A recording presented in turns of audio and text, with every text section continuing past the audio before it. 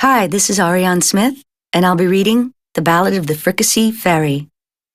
This is the tale of the Fricassee Fairy, who used to be stern, but certainly not scary.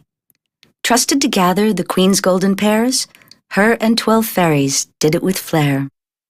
They gathered by moonlight, picking and picking, arms growing tired, all baskets brimming. But now came the hard part, for each night they'd sneak to the villagers' houses and then take a peek. If they all were asleep and the coast was all clear, they would leave them a treasure, a gift that was dear.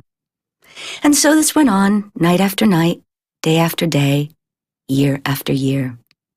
Till one morning the Fricassee Fairy woke up simply grumpy. She looked in the mirror and said, "My, you look frumpy. Your eyelashes don't curl and your hair is a mess. You really should go out and buy a new dress. But how shall I do this? I work for the Queen. The riches I gather aren't mine, it would seem." So she thought, and she pondered and pondered. Why shouldn't I be rich like those people?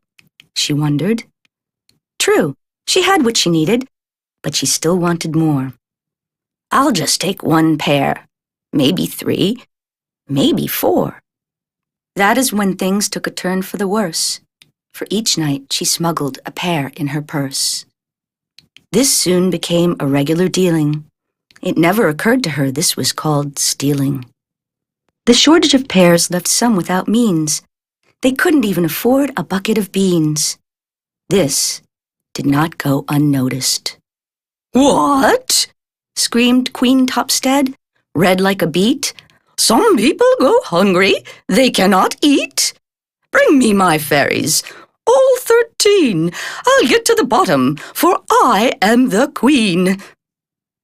Shaking like leaves, the fairies assembled, worried the culprit they might just resemble.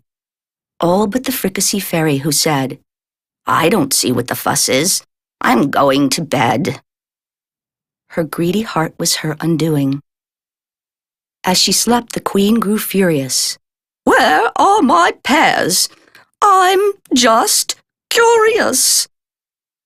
The Queen ordered a search from the top to the bottom. "And don't come back till you've got 'em." The very last hut was the place they found, all missing pears, right down to the pound. This was the hut of the Fricassee Fairy. Filled with great sadness and even more sorrow, the Queen said to the fairy, "You must leave on the morrow. For what you have done to all of the poorest, you will now live alone in the dark, dank, forbidden forest." And so went the way of the Fricassee Fairy, who used to be stern, but now is quite scary. The end.